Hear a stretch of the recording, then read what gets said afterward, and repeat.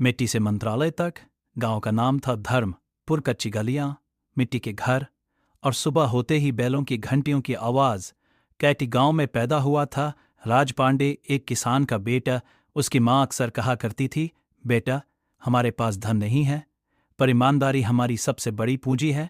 राज पांडे नंगे पांव स्कूल जाता था, कंधे पर फटी हुई झोली और आंखों में ऐसे सपने जो उसके गांव से कहीं बड़े थे। संघर्ष, कई बार स्कूल की फीस न होने पर उसे बाहर बैठा दिया गया। पिता खेत में कर्ज तले दबे थे।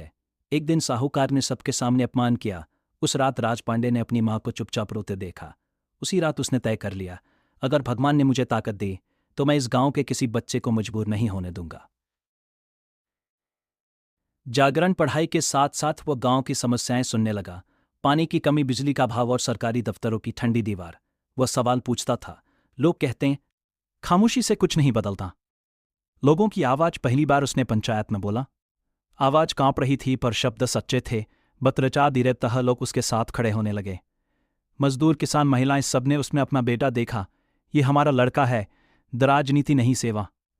उसने राजनीति को सीढ़ी नहीं, सेवा का रास्ता माना। चुनाव जीता, फिर जिला, फिर राज्य। हर बार वही सादा कुर्ता, वही माथे पर मिट्टी की खुशबू। मंत्रालय का दिन, जिस दिन उसने मंत्री पद की शपथ ली, उसने सबसे पहले अपने गांव की मिट्टी को छुआ। पर जमीन मत भूलना।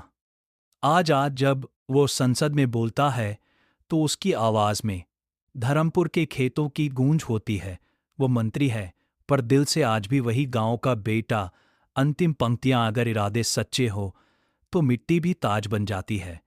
और जब गांव का बेटा जागता है तो पूरा देश आगे बढ़ता है।